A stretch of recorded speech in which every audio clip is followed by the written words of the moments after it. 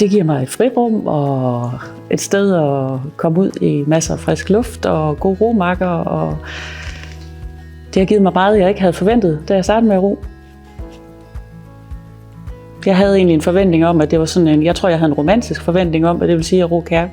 Sådan stille og roligt, fladt vand og kunne kigge på fugle og sådan noget. Altså, så jeg blev temmelig overrasket, da jeg kom i gang, men også meget glad eller begejstret, fordi det kan være meget rough, det vand, vi har, og, altså, med bølger og vind. Og, altså, ja.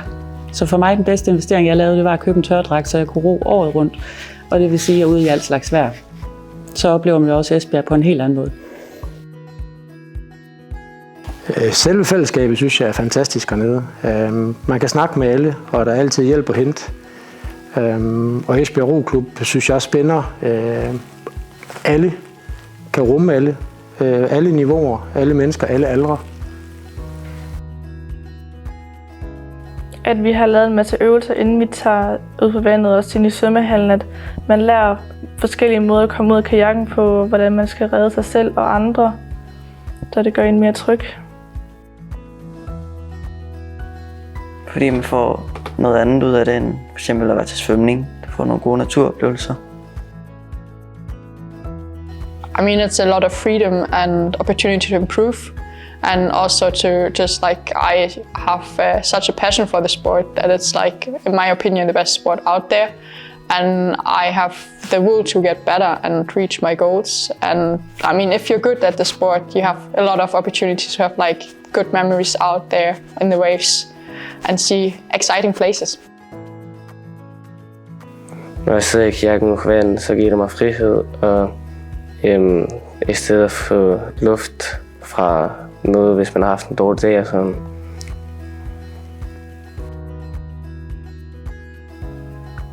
Jeg synes, det er rart at se i sådan en moderne land, hvor alting er lidt fjernt, og vi sidder lidt begravet ned i telefonerne, at man kan have noget som Esbjerg Roklub, hvor at der er det her kæmpe fællesskab omkring alle de forskellige aktiviteter, der er i klubben. Altså, de har noget fælles spisning om torsdagen, og om mandagen er der nogen, der går og hygger sig i værkstedet og lapper på bådene, og der er tøsetræning, der er meget teamhækleri, og der er alle mulige forskellige former for ting, der ud over det at ro, som ikke ville kunne lade sig gøre, hvis ikke at alle sammen havde en eller anden fælles intention om at gerne ville hinanden. Så jeg synes, der er et meget, meget stærkt forankret fællesskabsånd hernede, som jeg ikke sådan har mødt før på samme måde.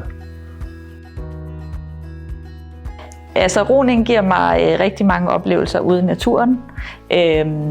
Det er en fed måde at bruge kroppen på, og samtidig få noget frisk luft og noget god motion. Det, der gør det særligt, er, at vi gør mange ting sammen. For eksempel, når vi roer i en robåd, så er vi jo nogle stykker sammen. Når vi tager på tur i kajakker, er vi nogle stykker sammen. Når vi træner i træningsrummet, er vi som regel på holdtræning. Fordi det er også noget med at gøre noget sammen. Når vi laver frivilligt arbejde, deltager i arrangementer, gør vi det sammen. Så vi gør rigtig mange ting sammen. Jamen, jeg startede jo med at ro, da jeg stadigvæk var på arbejdsmarkedet. Og der passede det mig fint ind, fordi det var eftermiddagsroning eller aftenroning. Og det var oftest også nu i weekender. Nu her, hvor jeg er blevet pensionist, jamen, så er det jo endnu flere muligheder, fordi det er roning også om dagen.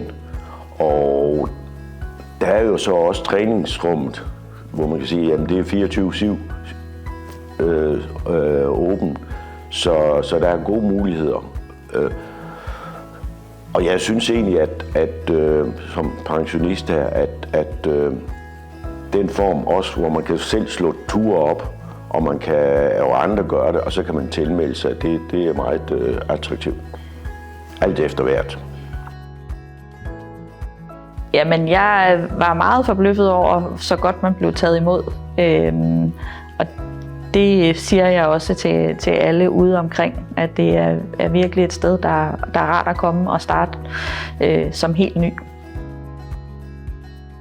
Jamen, du skal være medlem af Roklub, fordi det er et virkelig spændende sted at være. Altså, Og igen, så vil jeg sige, at det er svært at sige, hvorfor du skal være medlem, for det kommer an på personen, hvad det er, de søger.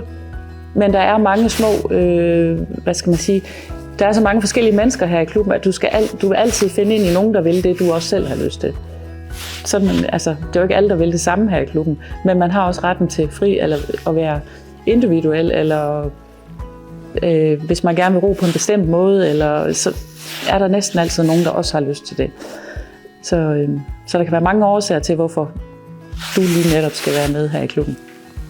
Du skal være det for at få en masse gode oplevelser, og for at du bliver sikker uddannet på din færd, inden du kommer på vandet, så du selv er sikker.